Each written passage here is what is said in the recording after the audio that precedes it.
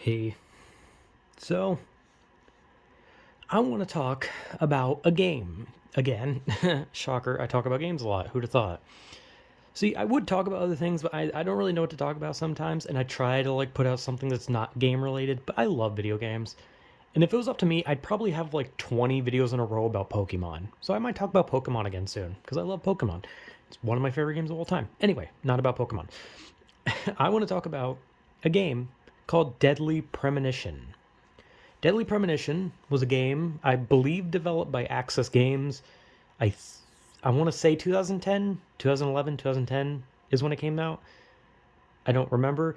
Apparently, it was a reboot of a game that was presented in the past called Rainy Woods, and apparently they reused some assets from Rainy Woods to make Deadly Premonition. Or I think I remember reading that correctly.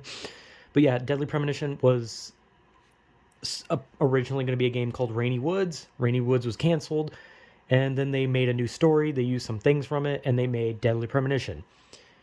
Yeah, and there's a second one. There's a second one. I should preface that.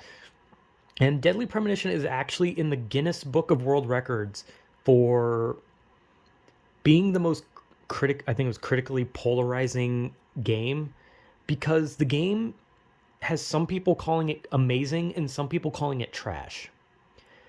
But people don't know how to feel about it sometimes. And it's cuz it's weird. It is a very weird game. But apparently the game has a cult following, so much so that it's now considered popular. Now, the first game follows an FBI agent named Francis York Morgan, who talks to an imaginary friend called Zach, and he's investigating a murder in a town, in a small wooded town, where the only clue he has are red seeds that are found in the dead body. And the game starts weird where, there's a hooded figure in the road, he crashes his car, and for some reason the squirrels make monkey noises. I'm not kidding.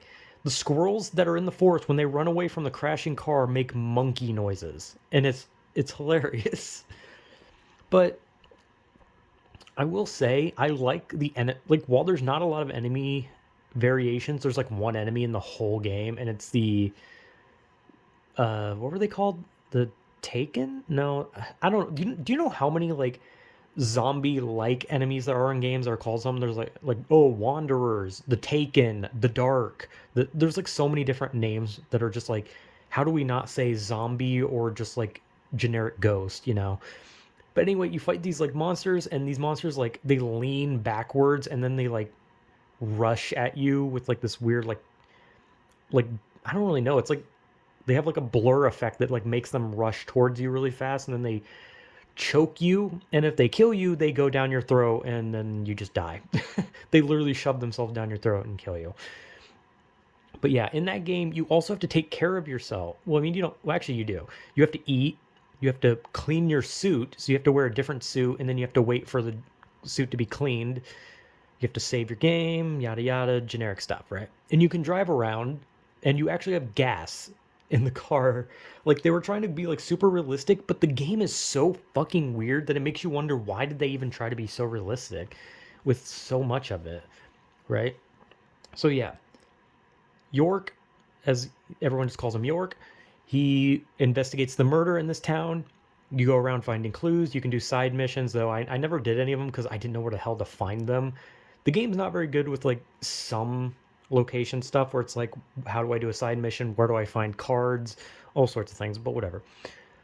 And the game was considered so weird, and it got a cult following due to how weird it was, that it made it popular.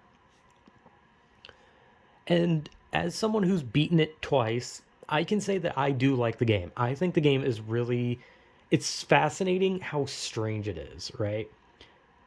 The game is so fucking weird, and the ending twist that York isn't York, he's Zach the whole time. It turned out that Francis York Morgan wasn't York, he was Francis Zach Morgan, and York was his imaginary friend. But then it's revealed in the second game who York was, and York was York his brother? I actually don't remember how the story goes. It's either York was Zach's brother, or York was the imaginary friend to Zach. No, okay, hold on, wait. I think I remember. It's Zach saw a traumatic thing when he was young, and so he hid himself in his own mind and pretended to be his imaginary friend York, so that he could hide from his traumatic past, which I think was revealed in the second game, I believe. I don't remember. Anyway, big spoiler. Sorry. If anyone cares about a deadly, like, who the fuck cares about a game spoiler? Like, me explaining it is not going to make anyone be like, "What? No way! I was just now playing Deadly Premonition. God damn it! Now you spoiled it." It's like, bro, no one's gonna really care. Anyway, I think Deadly Premonition 1 is really good. I like it. I think it's like stupidly weird, and I like it. And I love how the boss fight with the sheriff is like, it's like an anime fight. Like, they really were just like, yeah, we're gonna make this like a super like anime monster battle. It was funny. But yeah, and then, that game got a cult following, got in the Guinness Book of World Records for being so weird. And then they came out with the sequel, A Blessing in Disguise, on the Switch. I don't know if it's on anything else. I just saw it on the Switch. And apparently it had bad frame rate when it started. They fixed that, I think. I actually played it when it came out because I really wanted to play it. I was like, I love the first one, I'm going to play it. And I think the second one is definitely not as good, which is what the critics say. They said the Deadly Premonition 2 is not as good, but I think it's pretty good. It's nowhere near as good, but it's pretty good. And the Deadly Premonition games are really good at making characters. Like, there's so many characters in both the games that are just really interesting characters. Also, in the second one, you skateboard everywhere, and it's kind of funny. And you can kick squirrels and shit, and squirrels can like steal your like candy and shit out of your pocket. It's really weird. Anyway, yeah, in the second one basically takes place where Zach has now come to terms with the fact that he's Zach and not York, and he's an old man, and people want to know like, oh, what happened on that day in a town. And the whole point of the second game is it's a flashback back to when he still believed he was York, and he was doing an investigation on a murder that happened before the first game. So 2 is both a prequel and a sequel. Like, it tells you a murder investigation that happened before the first game, while also showing Zach as he's an old man now, and you do actually play as him as an older man towards the end of the game. It's interesting. I love it. I think it's actually really fun. I think Deadly Premonition 2 is really good. It has some interesting enemies, some weirdly like circus-like enemies, which is more than I can say about the first game, because the first game had enemy, one enemy, and it was just the backwards crawlers, and sometimes the cop ones would have a gun. That was about the only difference. But I still liked both the games. Deadly Premonition 2, not as good. I think it's good. And it's fun, It's fine. Oh yeah, the Deadly Premonition 2 ended with York and Zach becoming actual people, where York became a real person.